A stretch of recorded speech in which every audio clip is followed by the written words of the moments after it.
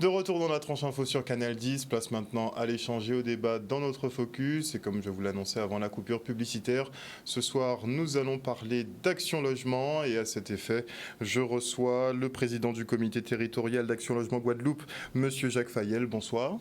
Bonsoir à tous. Action Logement, effectivement, qui est doté d'un fonds d'innovation qui a permis de financer un certain nombre de prix, un certain nombre de lauréats qui sont présents avec nous ce soir. En l'occurrence, nous avons Véronique Perret du Conseil régional de l'Ordre des architectes. Bonsoir. Bonsoir. Nous avons également Prisca Confiac, président de la société Octogone Construction. Bonsoir à vous. Bonsoir. Nous avons Ted Soubdan, professeur à l'Université des Antilles. Bonsoir, monsieur Soubdan. Bonsoir. Et Nicolas Miel. Pourquoi j'ai envie de dire Miel? Nicolas Miel, directeur technique de la SICOA. Bonsoir, monsieur Miel. Bonsoir. Alors, on va d'abord présenter effectivement aux téléspectateurs le champ d'Action Logement, justement. Très bien. Action Logement est un groupe spécialisé, comme le nom le dit, dans le logement. Action Logement accompagne les salariés dans tout leur parcours résidentiel, depuis le fait de trouver un logement jusqu'aux différentes aides que l'on peut leur donner dans l'amélioration du logement, dans l'obtention d'une garantie. Enfin, on a toute une panoplie d'aides pour le parcours résidentiel. Alors, quelques chiffres, hein. Et nous sommes aussi constructeurs. Nous avons une filiale qui est la société SICOA, qui est un bailleur social et qui a des logements, un parc de logements sur le territoire. Donc quelques chiffres, si vous le voulez bien. Bien sûr. Alors SICOA a livré 221 logements l'année dernière et en a réhabilité plus de 760. Donc c'est vraiment un vrai travail de fond du groupe de réhabilitation du parc de logements pour offrir aux Guadeloupéens des logements de plus en plus confortables et de plus en plus dignes de la population de la Guadeloupe. Et puis nous avons accompagné les salariés dans leur parcours. C'est pas moins de 1520 salariés qui ont été aidés dans leur parcours. Alors ce sont à la fois des aides à la mobilité que nous leur donnons pour pouvoir travailler de façon plus efficace. C'est également des garanties Visal. Visal est une garantie qui permet de fournir une caution et c'est un produit extrêmement intéressant pour les jeunes notamment. On voit que vous avez des prêts aussi. Nous avons également des prêts, c'est environ 220 aides à l'accession des travaux et puis des attributions de logements que nous avons fait tout au long de l'année. Alors, fort de cette puissance d'action sur le territoire, Action Logement s'engage aussi va plus loin finalement que le parcours résidentiel en investissant directement sur le territoire. C'est vraiment un ancrage. D'abord, c'est un groupe paritaire. Ce sont les partenaires sociaux qui sont autour de la table. C'est une des originalités du groupe, complètement différent des autres. Et donc cet ancrage sur le territoire nous a permis d'investir. L'effort financier du groupe nous a permis de dégager des fonds et donc nous avons mis en place un fonds innovation qui a permis à une douzaine de lauréats d'obtenir pas moins d'une enveloppe globale de plus de 5 millions d'euros pour mener des projets innovants sur le territoire. Et donc nous avons la chance d'avoir aujourd'hui quelques-uns de ces lauréats. Alors, c'est de l'innovation qui va dans plusieurs domaines. C'est à la fois de l'innovation dans l'acte de construire, mais aussi il peut y avoir de l'innovation sociale. On a plusieurs types d'innovation. Et donc je vais demander à qui prend la parole. Normalement, honneur aux dames. On va faire un petit tour justement des projets qui ont été retenus. Alors, est-ce que vous pouvez nous présenter le vôtre ? Une présentation rapide, on fait une première présentation de tout et puis on va rentrer dans le détail après. Donc là, l'Ordre des architectes a organisé un symposium l'année dernière en juin sur 5 jours à Déhay. Et donc ce symposium, c'était un symposium caribéen et amazonien sur les matériaux durables dans l'esprit du plaidoyer de l'Ordre des architectes national. Donc l'Ordre des architectes national a un thème de réflexion actuellement qui est habitat, ville et territoire, l'architecte comme solution. Et il y a tout un travail autour de ça que l'architecte joue un rôle dans la problématique qu'on a aujourd'hui. Et ce symposium, c'était retrouver au niveau local cette problématique déclinée au niveau local. Voilà. Parce qu'effectivement, il y a le fait de construire, mais l'architecte a d'abord la vision. C'est lui qui permet effectivement de visualiser concrètement le projet. Dans quel sens, dans quelle direction on va ici en Guadeloupe ? Eh ben, les grands ensembles, on voit que, par exemple, les logements sociaux sont de taille de plus en plus raisonnable. Oui, là, il y a une réflexion globale qui est menée, c'est une action politique, etc. Le symposium, c'était, pour revenir au sujet, c'était vraiment un sujet sur construire de façon innovante. Pas forcément au niveau urbain, mais au niveau matériaux, matières, comment on fait, et des méthodes qui n'existent pas forcément aujourd'hui. Comment on peut rendre cet acte de bâtir plus propre, plus durable, plus respectueux de l'environnement. Et ce problème est encore plus prégnant en Guadeloupe, ou sur ce petit territoire qui est la Guadeloupe, avec la problématique la problématique financière aussi, en matière d'importation, bilan carbone, le bilan carbone qui n'est pas très bon quand on importe et puis qu'on ramène les déchets, etc. Donc, ça va être toute une réflexion autour de ça. C'était l'objet de ce symposium où Action Logement a apporté une aide qui nous a permis de faire ce symposium, de faire aboutir. Donc, on vous expliquera plus précisément le déroulé après. Innovation en termes de matériaux, mais aussi en termes énergétiques, puisque vous l'avez dit, la consommation énergétique peut effectivement gravement alourdir le bilan carbone, ce qui est beaucoup pris en considération dans le cadre des constructions. Et donc, vous aviez un projet, certainement, en la matière. Exactement, tout à fait. Nous sommes également lauréats d'un projet qui a été financé par Action Logement. Donc à l'université, nous avons une double mission à la fois de recherche et de formation. Donc au laboratoire où je suis, nous travaillons sur l'efficacité et l'optimisation énergétique des bâtiments pour le climat tropical. Alors ça va sur différents aspects.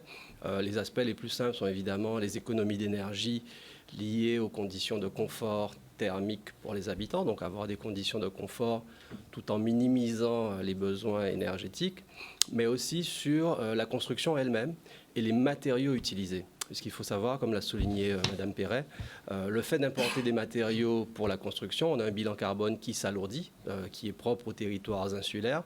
Et donc nous, on va regarder un peu quels sont les matériaux locaux, biosourcés, donc d'origine végétale, qui peuvent être introduits dans le bâtiment. Alors ce sont des choses qui se font déjà par ailleurs, donc on s'inspire un peu de l'expérience qu'il peut y avoir à l'échelle internationale, on regarde ce qui se fait au niveau des normes, au niveau de l'intégration de ces matériaux, et donc nous travaillons sur vérifier les caractéristiques, vérifier les performances et s'assurer qu'on peut ensuite intégrer ces matériaux dans les constructions ici localement. On a de bonnes pistes ? On a de très bonnes pistes, tout à fait. On va se tourner effectivement vers une entreprise qui assure la construction pour le coup. Alors, quelle sera votre innovation ? Alors nous sommes lauréats de l'innovation du PIV. Notre système constructif est en ossature métallique. Donc il va permettre de diriger 2 bâtiments de logement social en plein centre-bourg dans des milieux exigus. C'était ça la problématique. Comment construire dans des milieux exigus de manière plus propre, de manière aussi à respecter l'environnement et de manière aussi à pouvoir baisser le compte de pénibilité avec un nouveau système constructif. Donc, grâce avec... Compte de pénibilité, qu'est-ce que vous entendez par là ? Le compte de pénibilité, c'est tout ce qui est complexe, ça veut dire tout le labeur qu'il y a à construire un édifice. On va prendre un exemple, sur une construction traditionnelle comme le béton, c'est relativement long, assez contraignant, donc en milieu exigu et d'autant plus urbain, ça devient de plus en plus complexe. Donc notre système constructif vient apporter une innovation. Donc comme il est en ossature métallique, il est plus léger, donc il baisse et il chute le compte de pénibilité. Alors nous avons une usine qui se trouve à Morne-à-l'Eau. Donc notre système constructif est fait à partir de métal, donc c'est une filière aujourd'hui qui est maîtrisée. Quand vous regardez historiquement parlant, la maison Zévalos, le musée Schellcher, la Tour Eiffel, c'est aujourd'hui un système constructif qui est maîtrisé depuis plus de 100 ans. Donc c'est pour ça que notre entreprise a pris ce choix. Action Logement a su, et aussi SICOA, le bailleur, a su nous encadrer et nous permettre de pouvoir expérimenter notre système constructif dans le milieu social, qui est justement déjà quelque chose de très compliqué. On fait déjà de la maison, de la villa, et là on va passer au logement social. Alors pourquoi nous sommes allés vers ce système constructif aussi? C'est surtout l'ossature métallique répond à énormément de problématiques sismiques, cycloniques. Le choix du métal que nous avons fait est un métal qui est un alliage en zinc, aluminium et magnésium, et donc qui apporte des propriétés supérieures au métal utilisé en Guadeloupe.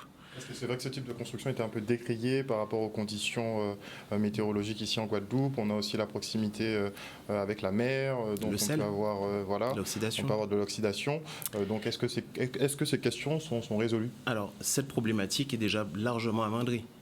Tout le monde connaît le galva, c'est comme ça qu'on fait aujourd'hui les immeubles, et c'est le métal le plus utilisé sur notre territoire.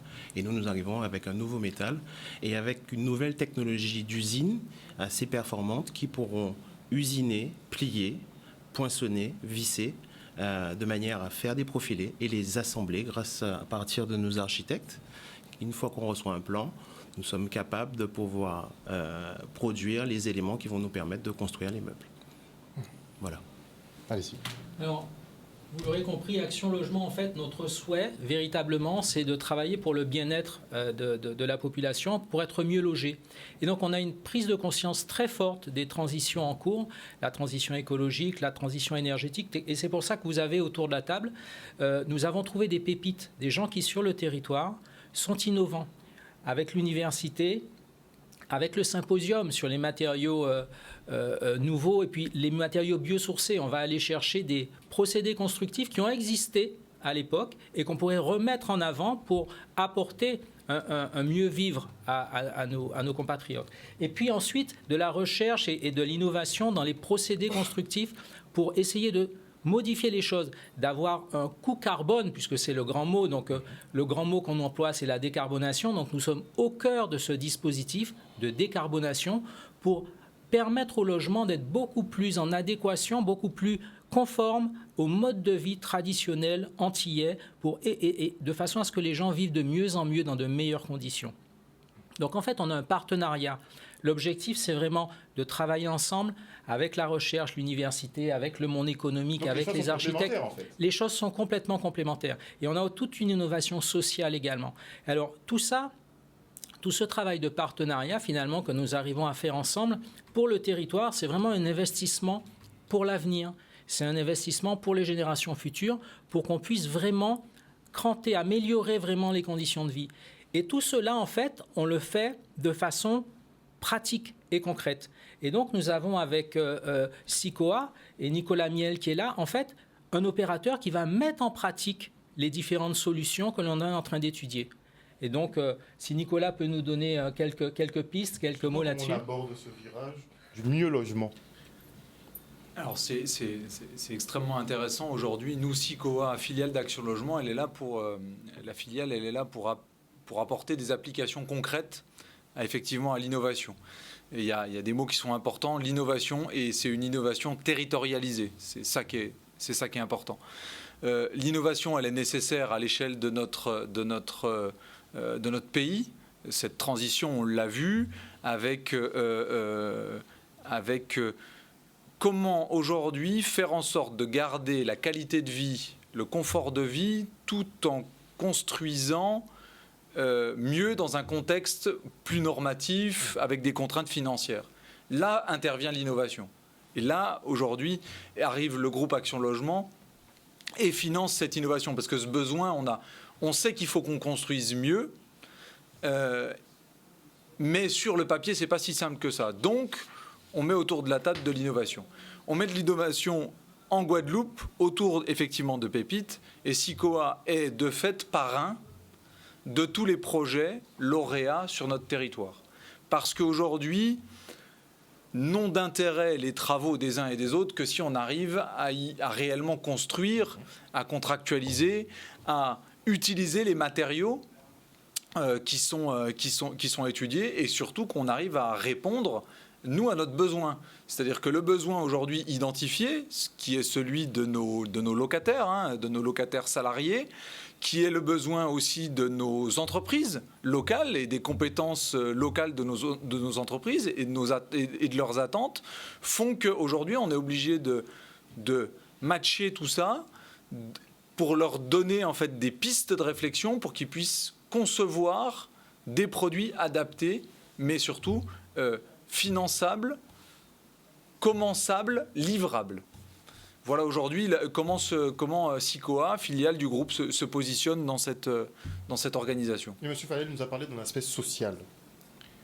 Alors, l'aspect social rentre nécessairement en ligne de compte là-dedans. Quand on parle aujourd'hui d'amélioration de la qualité de vie et du confort de vie, on parle aussi de projet social, bien évidemment.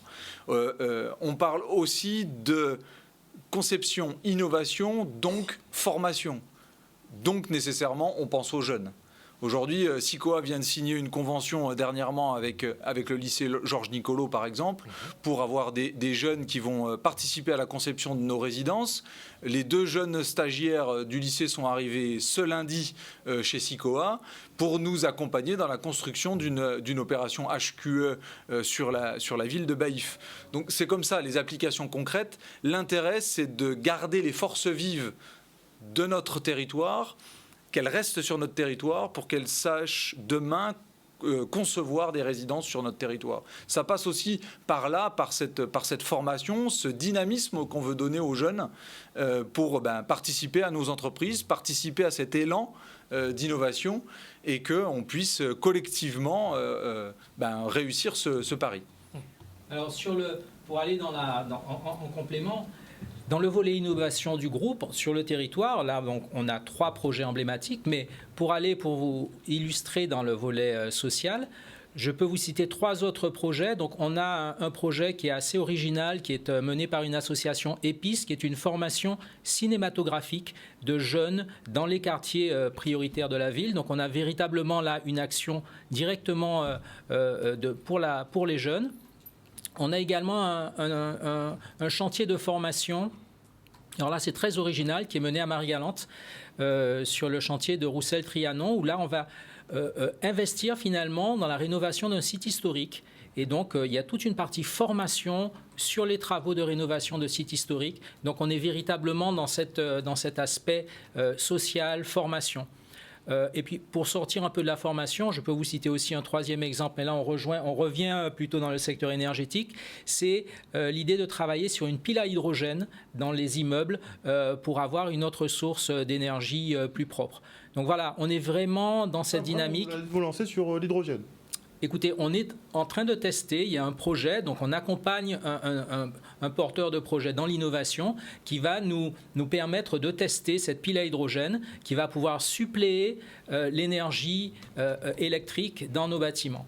Donc on a tout ce volet formation et puis on a un travail de fond, c'est quelque chose qui nous tient beaucoup à cœur, c'est les tiers-lieux. Donc on a vraiment en innovation un travail de construction, d'amélioration, de faire émerger des tiers-lieux véritablement efficaces. On est vraiment dans une construction d'un nouveau type de logement maintenant sur la Guadeloupe, où on veut de la mixité sociale, on veut que les gens vivent bien ensemble. Et donc voilà, on est vraiment dans ce travail où en fait il y a un partenariat de toutes les branches économiques de l'île pour pouvoir faire ressortir le meilleur et apporter pour le futur de bonnes solutions. Alors vous avez parlé d'une solution qui est beaucoup étudiée au niveau européen, à savoir l'utilisation de la ressource en hydrogène. Je vais me tourner vers Monsieur Soubdan, forcément. On avance vite sur la question. Ces dernières années, on a constaté qu'il y avait un engouement qui était en train de se développer. Visiblement, si Action Logement penche vers ce genre de thématique, c'est qu'on avance. Concrètement, on y est presque. On y est déjà, en fait. Ce sont des solutions qui existent depuis de nombreuses années, sauf que la filière hydrogène n'avait jamais trouvé son marché et ne s'est pas développée.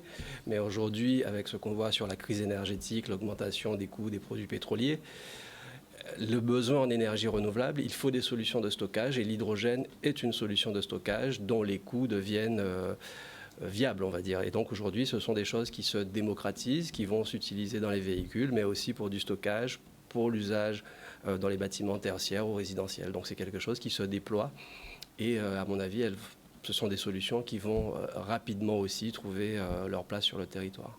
On parle du logement du futur, là ?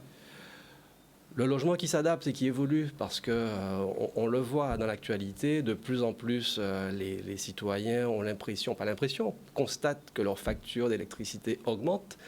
On voudrait faire de plus en plus appel aux énergies renouvelables, mais voilà, il y a tout un aspect technique et économique à mettre en place. Et nécessairement, il faut trouver des solutions. Le lithium, on sait aussi quelles sont les problématiques liées à l'utilisation des batteries lithium. Il faut extraire le minerai, il faut l'utiliser. Ensuite, il y a les problèmes de recyclage. Et certes, l'hydrogène apparaît, l'hydrogène vert en tout cas, est montré comme une solution alternative à cette solution, à d'autres solutions de stockage. Et donc, les expérimentations sont à la fois là pour montrer la faisabilité technique, mais également économique, pour voir si on arrive à maintenir, non pas stopper la progression, mais au moins maintenir les coûts liés à l'énergie en tout cas. Ça va être une obligation dans tous les cas, puisqu'on est On de doit plus en plus énergivore. Donc On doit s'adapter. En plus, on a le réchauffement climatique, il fait de plus en plus chaud, on a besoin de rafraîchissement. Et donc, il faut trouver de nouvelles solutions. Et donc, l'innovation et la formation sont la clé pour arriver à ces éléments. on se quitte pour une petite page de publicité et on revient avec nos invités en plateau.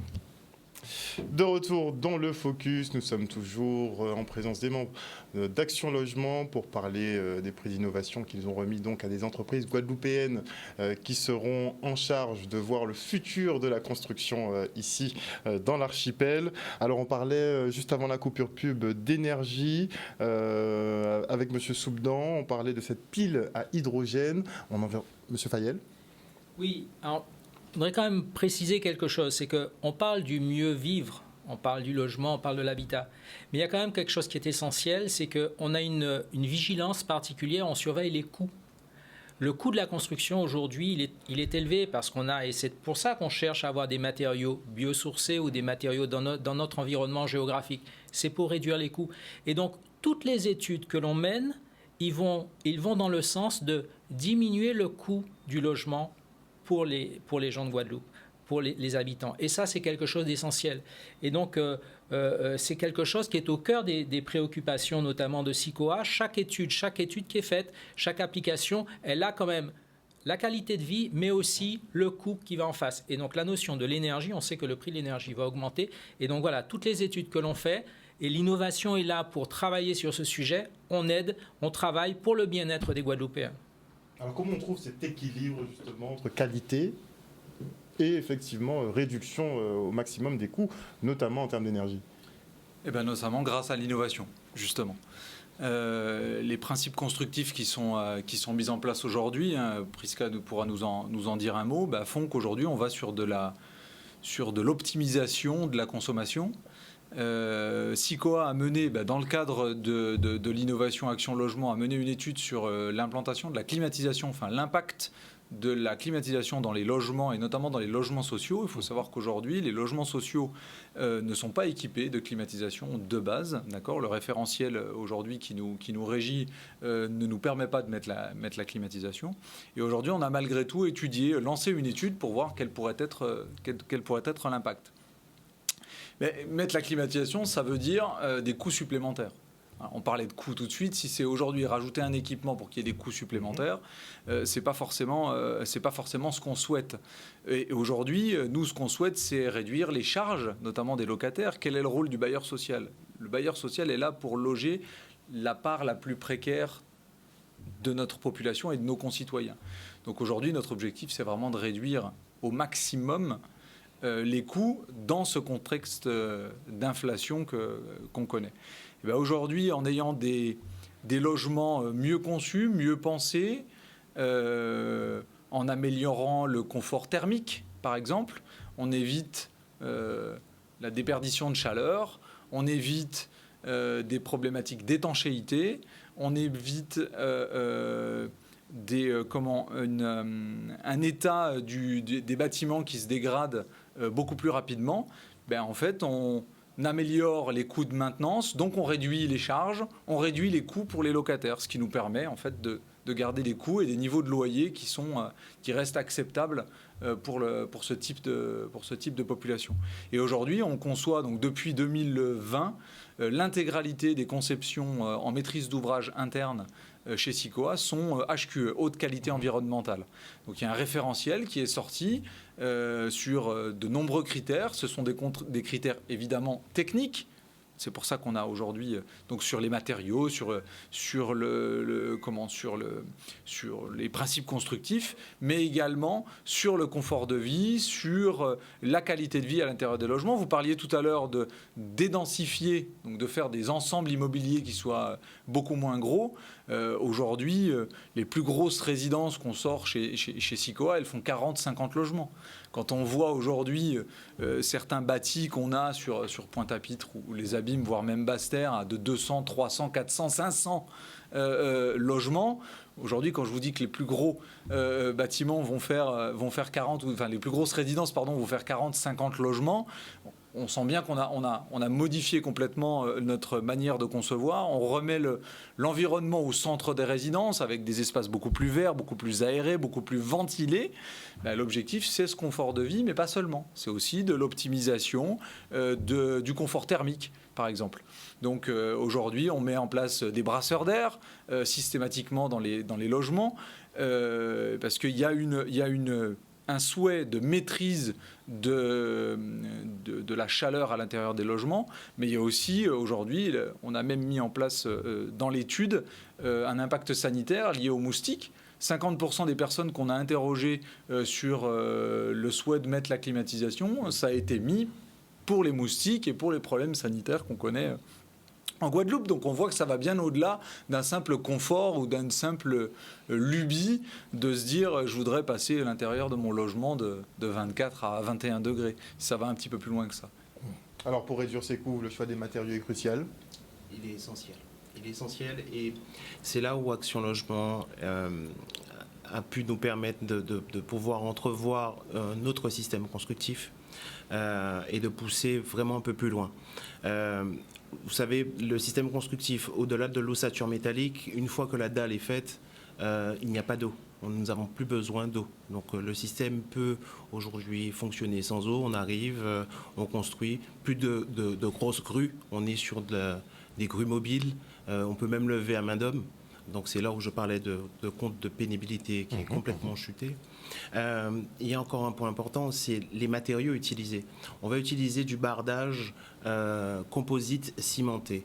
Donc on va avoir un matériau qui est complètement hémifugé, qui résiste complètement aux termites, qui renvoie la chaleur. On a une distribution intérieure et extérieure des murs qui reçoivent la chaleur, donc complètement isolés. Donc on va avoir un meilleur confort thermique. On va faire chuter aujourd'hui le prix, normalement, de la construction, de par la rapidité du système, et aussi le confort. On va mettre à l'honneur le confort des résidents sociaux. Ça, c'est une partie. Et l'autre côté, c'est construire autrement. Pourquoi ? Parce que ça coûte extrêmement cher de construire. Et donc, on part sur un postulat qu'un chantier beaucoup plus court est forcément un chantier moins cher. On a vu toutes les inflations qui se sont faites à partir du Covid, pendant la guerre en Ukraine, et je ne pense pas que ça va redescendre. Donc, c'est le moment de se réinventer sur notre technique de construction, de mettre à l'honneur des producteurs locaux. Donc, M. Fayel va vous parler, je pense, de l'isolation qui est faite avec la bagasse. Donc, nous sommes vraiment preneurs de toutes ces innovations. Alors avant d'en venir avec la bagasse, justement Madame Perret, puisque vous avez organisé un symposium justement autour... toute une équipe de l'ordre... De l'ordre des architectes, évidemment. Voilà. Évidemment, donc, à financer... financé en grande partie par Action Logement, une grosse part. L'ordre national a aussi contribué à financer cette action. Donc, on a exploré certains matériaux comme la construction en terre. Alors bon, ici, ce n'a pas forcément en Guadeloupe, dans l'image locale de la terre crue, c'est pas quelque chose de très valorisant aujourd'hui, mais c'est quelque chose qui est utilisé ailleurs, même en métropole, même à Paris, il y a des immeubles aujourd'hui qui utilisent la terre. Donc c'est quelque chose qui est en train de revenir parce que c'est un matériau qu'il y a partout. Donc il y aurait des investigations à aller plus loin pour voir si on peut utiliser cette terre en Guadeloupe. Au niveau thermique, c'est un bon matériau. Après, il y a eu l'université Antilles travaille dessus, mais aussi d'autres universités. On a eu la Colombie, le Salvador, qui sont assez en pointe aussi là-dessus. Et c'est intéressant parce qu'eux, ils ont les mêmes problématiques que nous au niveau climat, cyclone, séisme, etc. Donc il y a des choses à tirer. Et après, il y a l'Afrique, bien sûr, qui ont cette grosse tradition de la terre crue. Donc, c'est vrai qu'on a eu tous ces échanges avec tous ces gens qui sont venus montrer une autre image des préjugés qu'on a par rapport à ça. Ce qu'il y a, c'est qu'utiliser un matériau comme la terre, c'est toute des gens informés, une façon de faire qui est différente, une façon d'habiter aussi, de protéger les murs d'une autre façon, etc., de concevoir. Donc, ça rebat les cartes, mais si on peut utiliser le matériau local, pourquoi pas? Bon, après, il y a le bambou aussi, qui est un matériau, c'est un matériau qui pousse très très vite et au niveau développement durable, c'est très bien. Celui qu'on a ici n'est peut-être pas le bon. C'est un matériau, c'est une plante qui est envahissante. Donc il y a un certain critères à voir pour voir dans quelle mesure on peut utiliser ce bambou. Mais ça fait partie, en Indonésie, c'est un matériau, il y a des superbes constructions en bambou. Donc pourquoi ne pas réfléchir au bambou? Après, il y a d'autres matériaux un peu plus étonnants qui ont surgi. Le mycélium, qui est un champignon pour faire de l'isolation, par exemple. Voilà. Isolé avec un champignon. Voilà. Bon, on pense à la bagasse, pourquoi pas? Voilà, mais pourquoi pas?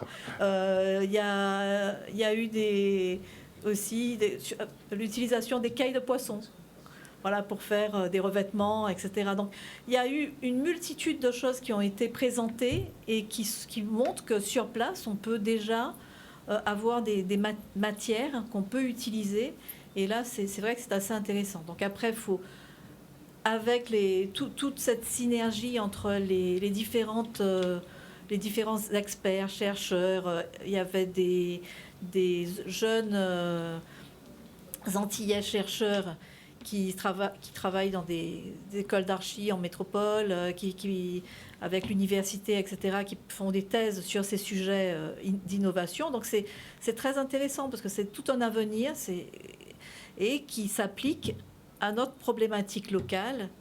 Il faut qu'on s'ouvre un peu. Là, c'est sur le béton bois. Voilà, ou régional. Bon, alors le béton, il y a d'autres bétons aussi. Il y a le béton bas carbone aussi qui est étudié, voilà, qui est moins qui fabrique moins de carbone quand au niveau de la fabrication, qui produit moins de carbone.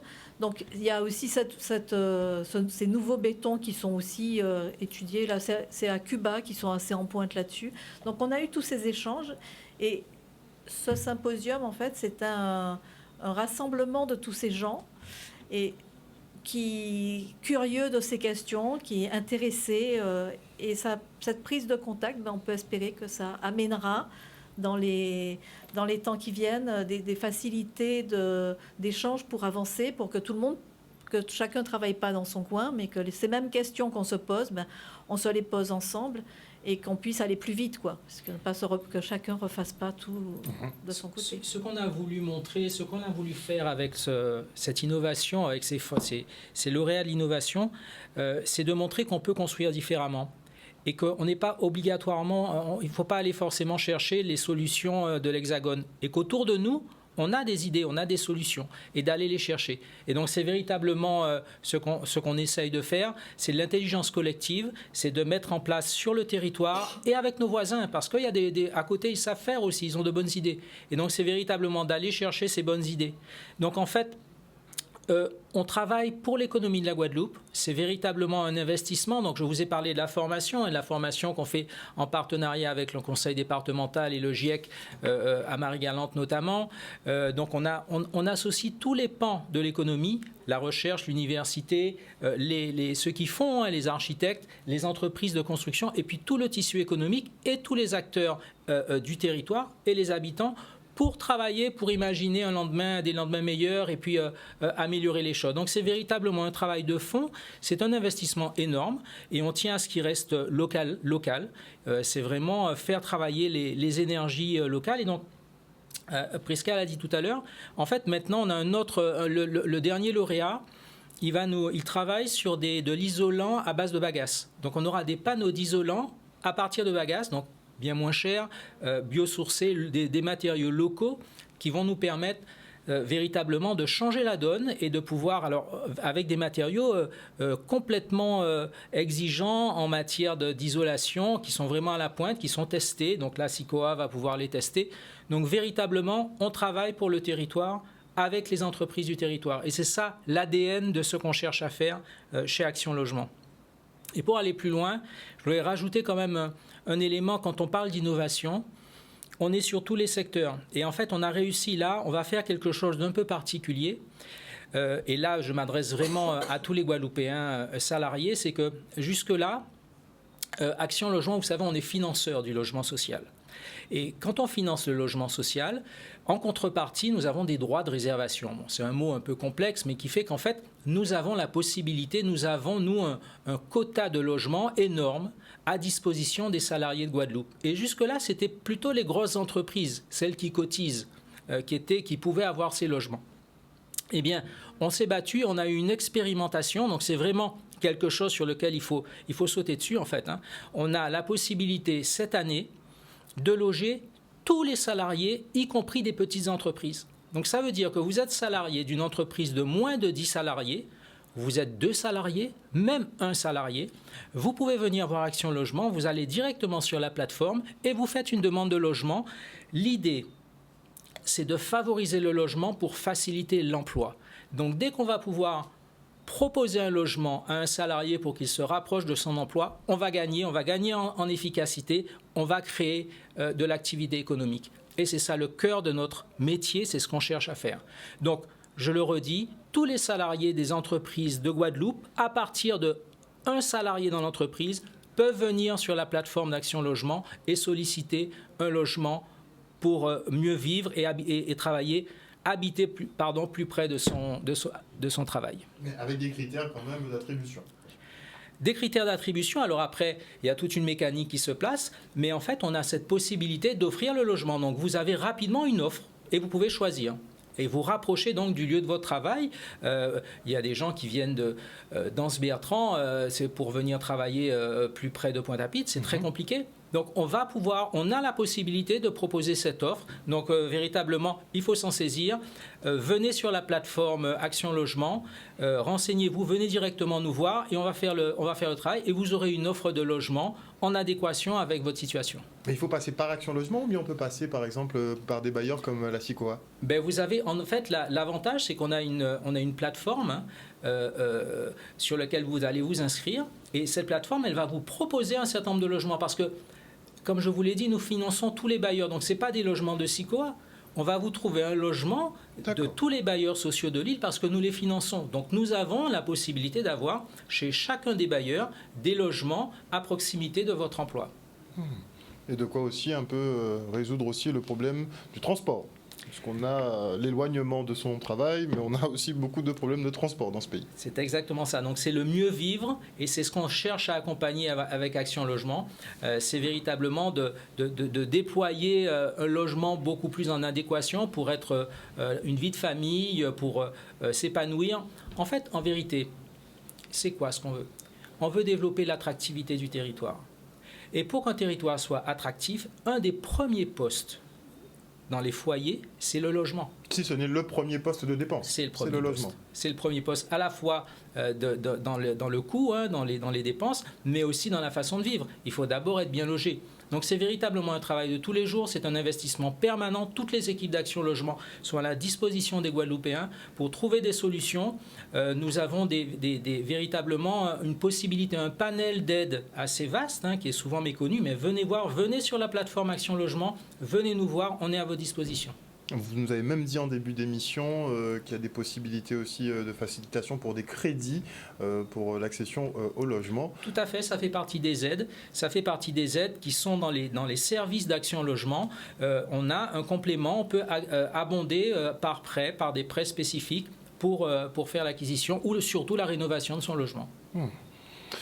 Petite question justement à la SICOA, puisque vous voyez l'évolution du parc ici en Guadeloupe, chez vous, mais aussi de manière plus globale, je pense. On est dans cette espèce de transition justement vers des logements qui doivent être de meilleure qualité mais coûter moins. Quand pensez-vous qu'on aura atteint un bel objectif justement en la matière, à savoir loger les Guadeloupéens beaucoup mieux et à moindre coût? Alors, pour moi, ça s'oriente sur deux choses. La première chose, c'est la construction. La deuxième, c'est la réhabilitation. La réhabilitation, aujourd'hui, ça devient le cœur de notre métier, avec presque 800 logements en réhabilitation par an. Ce qui veut dire que sous 10 ans, le parc entier de SICOA, en tout cas, devrait être rénové, puisqu'on a à peu près 7000 logements. Donc, indépendamment des constructions neuves, comme je vous l'ai dit, qui sont déjà dans cette dynamique, on a un programme d'investissement massif sur la réhabilitation.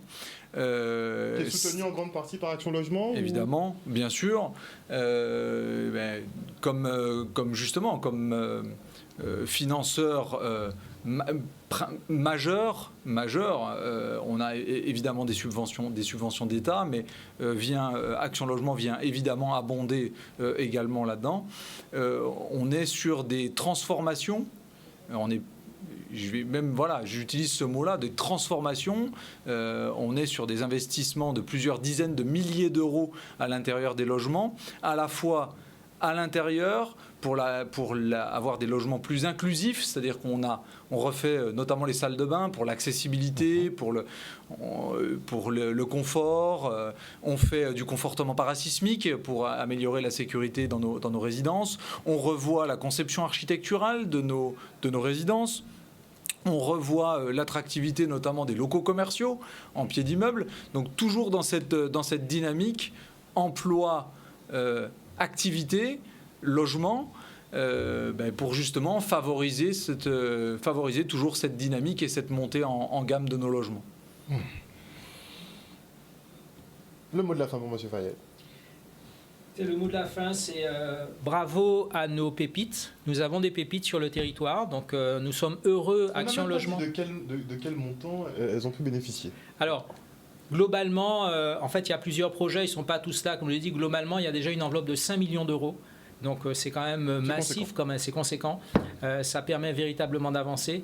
Donc bravo à nos pépites, bravo à nos entreprises et aux projets, à l'université. Véritablement, on a une dynamique là qui est quand même exceptionnelle.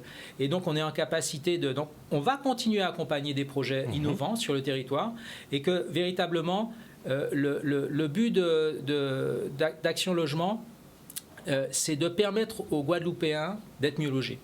Et ça, on va se battre sur tous les plans. Et c'est pour ça, je vous répète, cette expérimentation pour permettre aux petites entreprises d'entraîner leurs salariés pour avoir un logement plus près de leur emploi, voilà, c'est véritablement le travail de tous les jours. Donc c'est ensemble, pour le territoire, avec les acteurs économiques, pour les salariés de Guadeloupe. Et donc on invite la population justement à se rendre sur le site d'Action Logement. C'est vrai que vous êtes encore un peu méconnu. On parle souvent effectivement des bailleurs sociaux, mais pas suffisamment de votre marge de manœuvre à Action Logement. Et donc on invite la population à se rendre sur votre site internet. Merci en tout cas à vous tous d'être venus sur ce plateau ce soir, nous présenter notamment vos innovations. En termes énergétiques, on attend beaucoup de résultats. Pour les matériaux, effectivement, il ne faut pas se limiter visiblement, et selon Monsieur Confiac, on arrive quand même déjà à beaucoup limiter les coûts avec les structures métalliques. C'est l'avenir un peu? J'y crois. Merci encore. Et chers téléspectateurs, on espère que vous avez passé un bon moment en notre compagnie. Encore une fois, n'hésitez pas à vous rendre sur le site internet d'Action Logement. Une bonne soirée à vous. On se retrouve demain.